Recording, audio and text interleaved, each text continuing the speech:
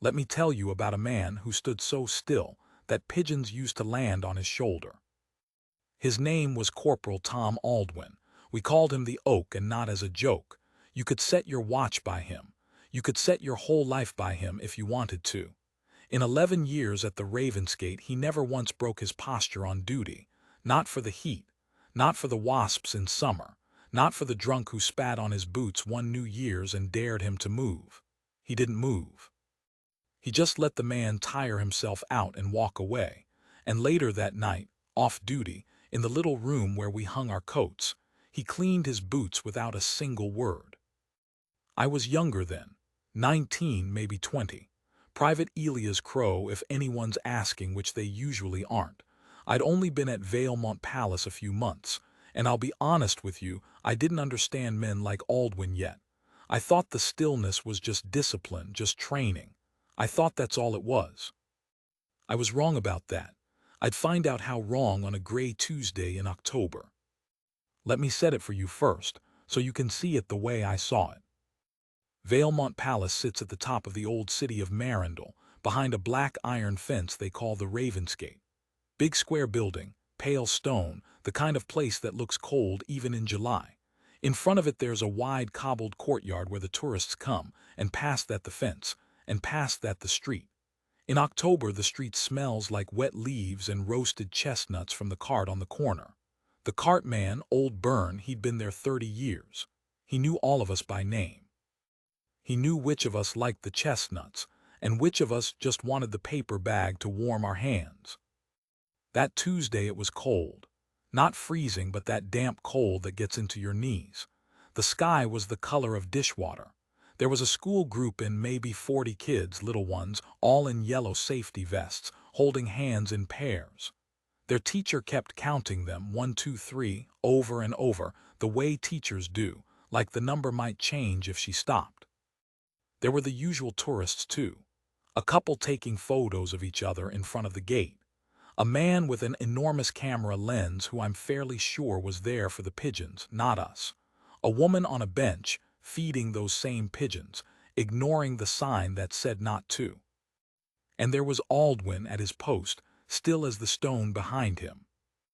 I was maybe 15 feet from him at my own post by the smaller gate, close enough to see him, not close enough to talk. On duty you don't talk anyway. You learn to say whole sentences with your eyes. I remember thinking it was going to be a boring day. Funny how you never see the important days coming. They don't announce themselves. They just walk up to you dressed as an ordinary Tuesday.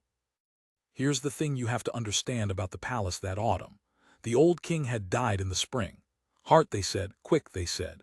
He'd been a big, warm, loud man, the kind who'd stop and shake a guard's hand and ask about your mother. And when he died, the whole place changed, went quiet. The queen, Rosalind, she was a soft-spoken woman even before and after she almost disappeared. You'd see her sometimes at an upper window, just a pale shape watching the courtyard, then gone. And there was the little one, Princess Iva, 8 years old.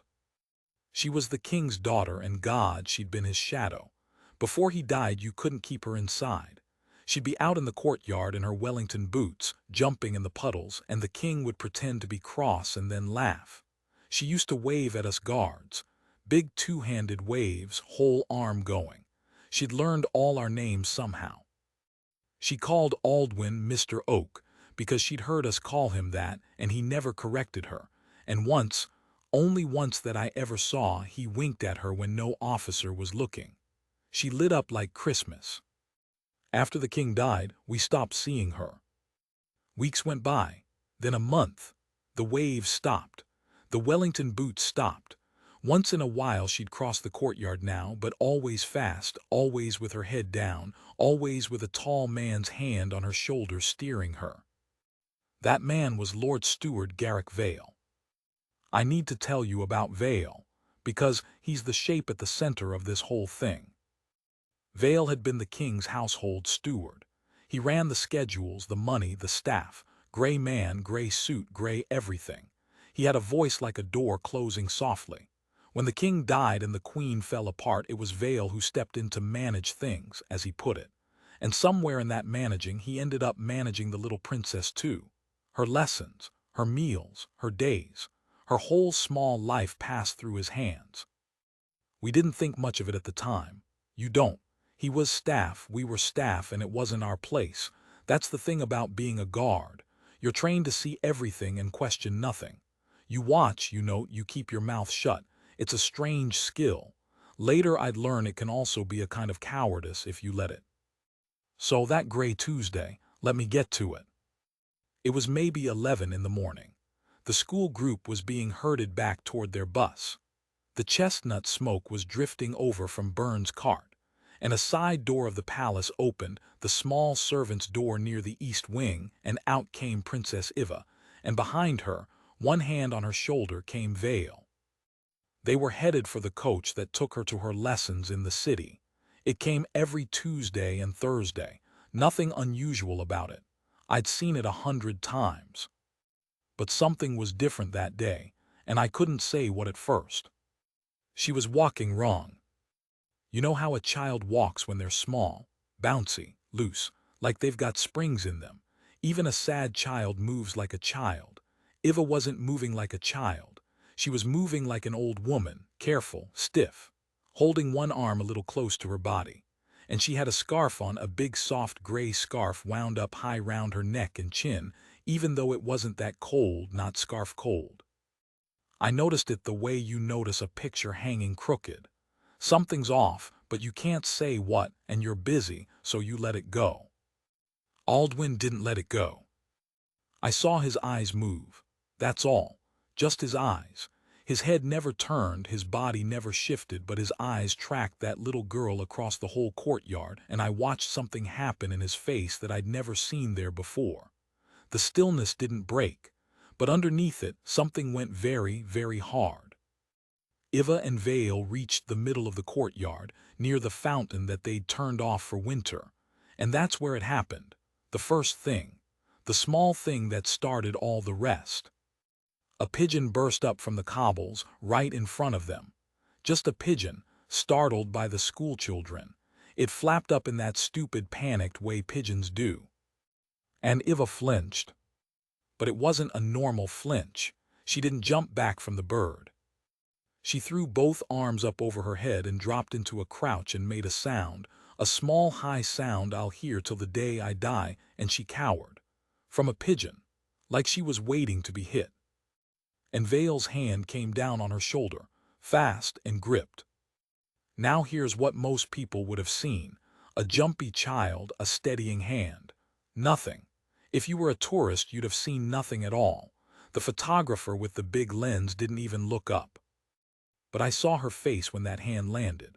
I was closer than the tourists, and I saw her whole little body go rigid, and I saw her eyes squeeze shut, and I saw her lips move. She said something, one word up at him, and I saw him lean down and say something back, close to her ear, still smiling that gray smile for the crowd, and I saw her go silent and stand up straight and start walking again like a soldier. Like a soldier who'd learned the hard way what happens when you don't. 8 years old. I felt something turn over in my chest. But I was 19 and frozen, and it wasn't my place, and I told myself I'd imagined it, and I looked at Aldwin to see if he'd seen it too. He'd seen it, oh, he'd seen it. And for the first time in the 11 years anyone could remember, Corporal Tom Aldwin moved on his post. It wasn't much. If you weren't watching, you'd have missed it. He turned his head, a slow, deliberate quarter turn until he was looking directly at the two of them, and he held it. He looked straight at Lord Steward Vale, and he did not look away. Vale felt it, you could see it.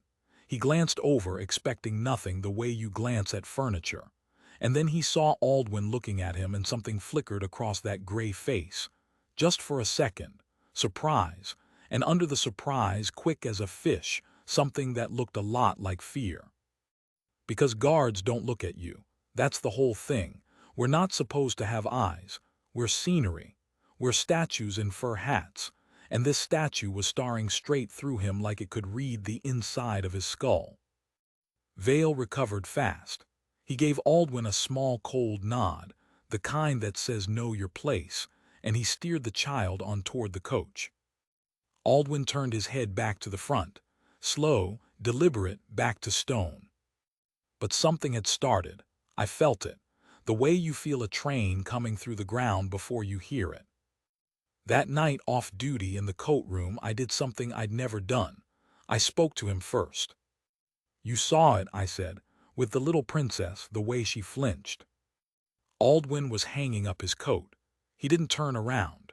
For a long moment he didn't say anything at all, and I thought he was going to give me the silence, the way he did with everyone. Then he said quietly, "Bruises." Just that word. It sat in the little room like a stone dropped in a well. "You don't know that," I said. My voice came out smaller than I wanted it to.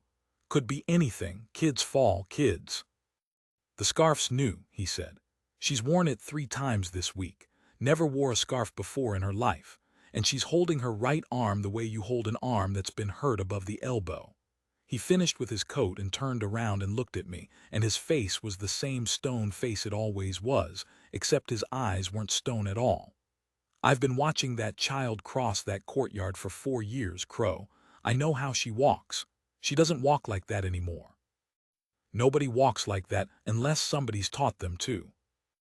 I didn't know what to say, so I said the coward's thing, the thing they'd trained into me. "It's not our place. She's got a mother. She's got the whole court, staff, doctors, tutors. If something was wrong, someone would." "Someone would," Aldwin repeated. And he almost smiled, but it was the saddest almost smile I've ever seen on a man. "That's what everyone says, Crow. Someone would. And that's exactly why nobody does." He put on his coat, his own coat, the ordinary one, and he walked out into the cold. And I stood there in the empty room feeling 19 and useless, and ashamed of something I couldn't name yet. I didn't sleep that night. I kept seeing her throw her arms up over her head, from a pigeon. The next morning I got to the gate early. Aldwin was already there. Of course he was. He was always already there. And I noticed he'd changed something about where he stood. It was maybe 6 inches, that's all. He'd moved his post 6 inches to the left. It was still regulation, still correct. No officer would ever have flagged it. But those 6 inches meant that from where he stood he could see, past the corner of the east wing, the little servant's door. The door Iva came out of.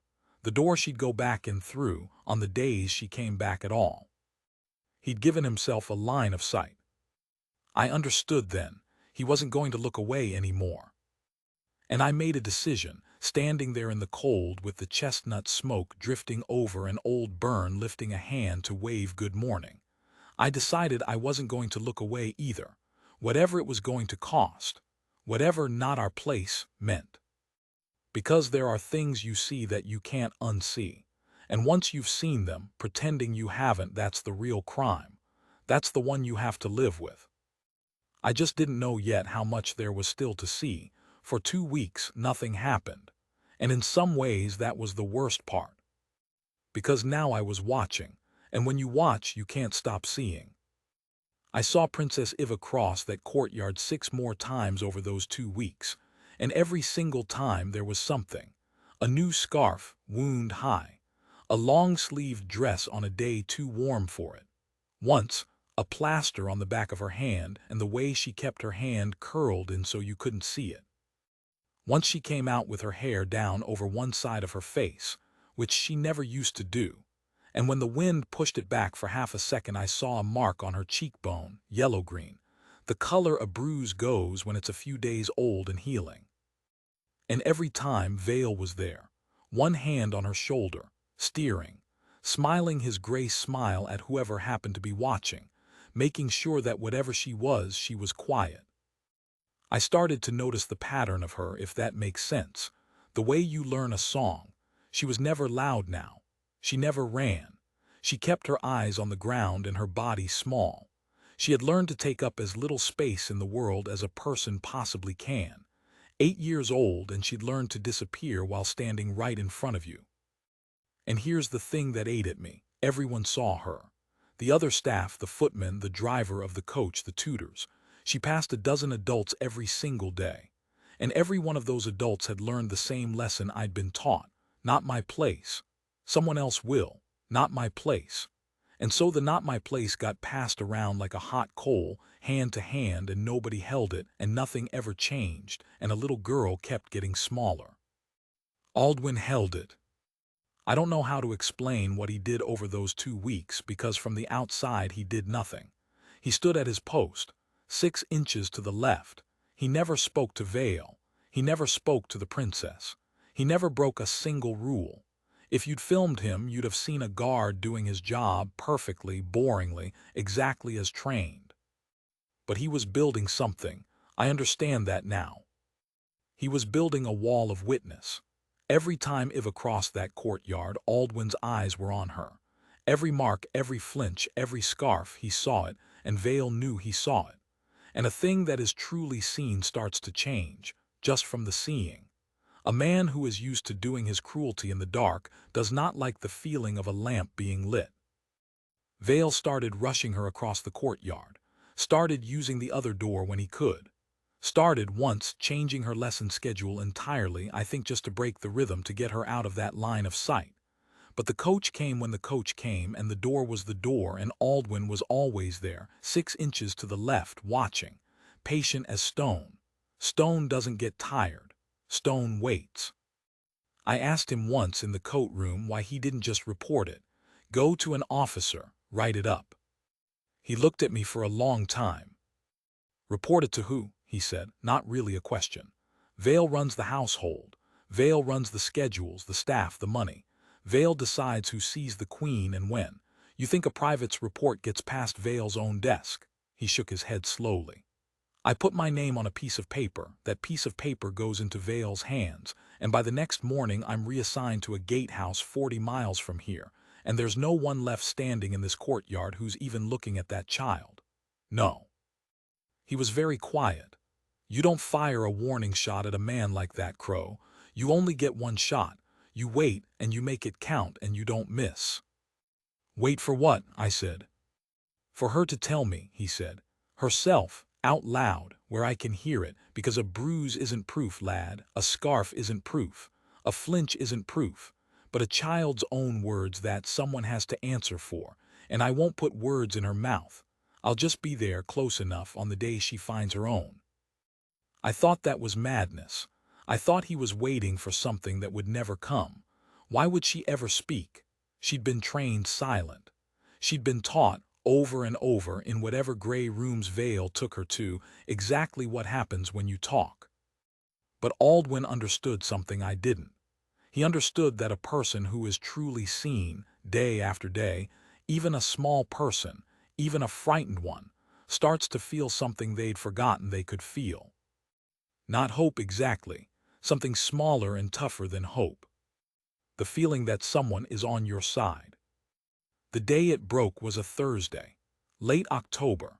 First real cold of the year. You could see your breath, and the puddles had a skin of ice on them in the morning, and Byrne had brought out the big brazier for the chestnuts, and the whole corner smelled of smoke and sugar. There was a crowd that day, a proper crowd. Some festival was on in the city, and the tourists had come in numbers, and there was a photographer from one of the papers doing a piece on the palace, and a knot of people pressed up against the Ravensgate with their phones out. Noisy. Bright. The kind of day where a small, quiet thing can happen right in the middle of everything and no one notices. The coach was late. That was the first thing that went wrong for Vale, though he didn't know it yet. The coach was late, and so Iva came out of the servants' door at her usual time, and there was no coach, and Vale had to stand there in the courtyard in front of everyone, holding her, waiting. And she was having a bad day. I could see it. She was pale and stiff, and she kept her eyes down, and Vale kept glancing at his watch and at the empty spot where the coach should be, and his grip on her shoulder kept tightening, and I could see it tightening. I could see his knuckles, and I could see her flinch each time, small, hidden, under the noise of the crowd. Aldwin saw it too. And then a dog got loose. I promise you I'm not making this up. That's how these things happen. Not with trumpets, with a dog. Some tourist's little terrier slipped its lead and went shooting across the courtyard after a pigeon, yapping its head off, and it ran straight at Iva and Vale, startled, jerked back and jerked her with him hard by the arm. By the bad arm, the one she'd been holding close for weeks. And Princess Iva screamed. Not a startled scream, a pained scream, a raw, high, involuntary sound that came out of her before she could stop it, before her training could clamp down on it, and it cut right through the noise of the crowd and the yapping of the dog, and for 1 second everyone near the gate turned to look. And in that 1 second, three things happened almost at once. Vale, panicking, clapped his hand over her mouth, to silence her, in front of everyone, a grown man's hand over an 8-year-old's mouth. The crowd, most of them, decided it was nothing. A child crying, a fussy father, look away, none of our business. The hot coal passed hand to hand. And Corporal Tom Aldwin left his post. I have thought about those next few seconds every day since. I've turned them over and over, and I still don't fully know how to describe them because the thing that happened wasn't loud or violent. It was the opposite. It was terribly, terribly quiet. Aldwin did not run. He did not shout. He walked, straight and unhurried, across the courtyard in his full guard's dress, and the crowd parted for him without knowing why. The way water moves out of the way of something heavy, and he stopped, and he stood close, right beside Iva and Vale, and he looked down at Vale and he said, in a voice so low I almost couldn't hear it, "Take your hand off the child." The whole world seemed to go quiet. Even the dog stopped. Vale's face did a lot of things very fast. Fear first, then anger, then a scramble for control for the gray mask. "This is not," he started in that soft closing door voice, "not your concern, guardsman. Return to your—" "Take your hand," Aldwin said again, exactly as quiet, exactly as level, "off the child." And he didn't move. He just stood there, mountain still, filling up all the space in the world, and every second that Vale's hand stayed over that little mouth, it looked worse. The crowd was watching now, really watching. Phones were up. The newspaper photographer had turned around. You could feel it, the attention swinging round like a great slow searchlight, and landing and settling, and Vale realizing, too late, that the one thing he had always relied on, nobody looking, was gone. He took his hand off her mouth. And Princess Iva stood there, gasping, shaking, tears and cold snot down her face, this tiny person in her too big scarf. And she looked up. Not at Vale, she looked up at Aldwin. And I watched her face. I watched 2 weeks of watching turn into something in her eyes. I watched her recognize him, Mr. Oak, the one who was always there, the one who always looked. The one who, day after day, silent, unmoving, had been telling her the only thing he was allowed to tell her, which was, "I see you. I am here. You are not alone in this courtyard." And she found her words. She looked up at Aldwin, and in a voice that was wrecked and small but perfectly, terribly clear, Princess Iva said, "It's him, it's always him. He does it and he says I fell." And she turned and pointed one small shaking finger at Lord Steward Garrick Vale. "I want you to understand what that took. I've thought about it for years. This was a child who had been trained methodically, patiently, cruelly to be silent, who had learned that words cost her pain, who had every reason in the world to keep her eyes on the ground and let the moment pass, the way the adults around her had taught her to do, the way we all do. And instead, in front of a crowd, in front of the man who hurt her, she said it out loud. She could only do that because someone had made it safe enough to. Not by rescuing her, not by rules, just by standing there day after day, refusing to look away. Aldwin didn't save her in that moment. He'd spent 2 weeks making it so that she could start to save herself. There's a difference, and it matters. What happened next happened fast. Vale went white, then a blotchy red. "She's a disturbed child," he said, loud now, playing to the crowd, the mask cracking even as he tried to hold it. "She's been unwell since her father died. She makes up stories, she—" "Then you won't mind," said Aldwin, showing everyone her arm. "Silence." "She's hurt her arm. Aldwin said, still quiet, still level, but now the whole courtyard could hear him because the whole courtyard had gone still to listen. She's been holding it for 3 weeks, right arm above the elbow. If she fell, that's a bruise from a fall, and a fall leaves a bruise the shape of the ground. If she was gripped, it leaves a bruise the shape of a hand. He didn't look away from Vale for 1 second. So let's show everyone. Let's roll up her sleeve here, in front of all these good people, and let's see what shape it is. Vale didn't move, couldn't because he knew the shape of it, he'd made the shape of it. And in the silence from the edge of the crowd, a woman's voice said, "Do it." Everyone turned. It was the Queen. I don't know how long she'd been standing there. Later I found out she'd come down. She almost never came down because she'd heard the coach was late and she'd wanted for once to see her daughter off herself. A small thing, a mother's small thing. She'd come out a side door and into the edge of the crowd in a plain coat unrecognized, and she had seen and heard the whole last part of it. The scream, the hand over the mouth, the little finger pointing. She came through the crowd, and people fell back when they realized who she was, and she crossed to her daughter and went down on her knees on the cold, wet cobbles, not caring, in her plain coat, and she took Iva's face in both her hands. And Iva, who had been so brave, so unbearably brave, finally broke. She just crumpled into her mother and sobbed, the way a child sobs when they've been holding it in for far, far too long, the way that shakes their whole body. The Queen held her, and over the top of her daughter's head she looked up, not at Vale. At Aldwin. She looked at him for a long moment, and she didn't say thank you. It was past thank you.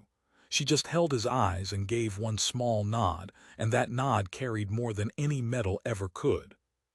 Then she rose, still holding her daughter, and she looked at Vale, and when she spoke her voice was very calm and very cold, and I swear it dropped the temperature of the whole courtyard. "Garrick," she said, "you will not touch my daughter again. You will not be within 100 miles of my daughter again. And you will explain, to people far less patient than the good corporal here, every single day of the last 6 months." Vale ran. I'm not being dramatic. He actually ran. He turned and bolted for the gate, this gray man in his gray suit, shoving through tourists, and he made it maybe 20 feet before 2 of the palace security men who'd finally arrived, who'd finally been sent for, who'd finally been allowed to matter, caught him by the arms and stopped him. He didn't fight. He just sort of collapsed inward, the way men like that do when the dark they've been counting on gets switched off all at once. Small. He looked so small. Funny, all those weeks he'd loomed over that child like a tower. And in the end he was just a small, gray, frightened man on a cold morning, held between 2 other men, blinking in the light. They took him away. There was an investigation, of course, a real one, a proper one, the kind that can't be filed into someone's desk drawer and forgot because half of Marindal had it on their phones by lunchtime. It turned out there was a lot to find. Vale had been alone with that child for 6 months. The what came out I won't repeat here because it's hers and not mine, and because you can imagine it, and imagining it is enough. He went away for a long time. Long enough. Good. But that's not the part I think about. Here's the part I think about. After they took Vale away, after the crowd started to break up, buzzing, phones out, the whole courtyard humming, the Queen carried Iva back toward the palace. And halfway there, Iva lifted her head off her mother's shoulder and said something. I was close enough to hear it. She said, "Mama, wait." And the Queen stopped. And Iva twisted round in her mother's arms and looked back across the courtyard, and she found Aldwin, who had by now gone back to his post, 6 inches to the left, standing straight, stone still, doing his job as if the world had not just cracked open, as if he had not just done the bravest and simplest thing I have ever seen a man do. And this little girl, wrecked, exhausted, safe for the first time in half a year, lifted one hand. And she waved at him. Not a small wave. The old wave. The big 2-handed whole-arm wave she used to give us from the puddles, back when the king was alive and the world was warm, the wave I thought Vale had killed in her forever. She waved at Mr. Oak. And Corporal Tom Aldwin, 11 years at that post, statue, Oak, the man the pigeons landed on, the man who never moved. He broke posture. On duty. In front of the crowd. In front of the newspaper photographer who got the shot, the one that ran on every front page in the country the next morning. He lifted his hand, and he waved back. Just once. Then his hand came down and his eyes went front and he was stone again. But everyone saw it, everyone. I asked him about it that night. In the coat room, same as always, I said, "You broke posture, Tom, 11 years for a wave." And he was quiet for a while, hanging up his coat, the way he was quiet about most things. Then he said something I've carried with me every day since, in this job and out of it, and I'll give it to you now, and then I'll let you go. He said, "Standing still is easy, Crow. Any fool can stand still. That's not what they're paying us for." He turned around and looked at me. "They're paying us to know the one moment when you don't." He picked up his ordinary coat and walked out into the cold. I stood a long time in that empty room. You'll hear a lot of stories about Royal Guards, the stillness, the discipline, the not flinching, not smiling, not moving, no matter what. People love those stories, the tourist with the ice cream, the soldier who won't break for anything. And it's true, that's most of the job, that's the training and the pride and the point of it. But I was there the day it wasn't. I was there the day a man who had built his whole life out of stillness understood in his bones that the stillness was never the thing. It was only ever the wall you build so you're strong enough to move at the right moment. The whole point of being a rock for 11 years is so that when the one moment comes, the flinch, the scarf, the scream, the small finger pointing at the big gray man, you are the one person in the whole loud courtyard who steps forward. Everyone else looked away. They had good reasons. It's not our place. Someone else will look away. He didn't. And a little girl got her wave back. That's the whole story. That's all of it. I've told it 100 times and I'll tell it 100 more because I think it's the truest thing I know. Discipline isn't standing still. Discipline is knowing exactly when and for whom you finally move.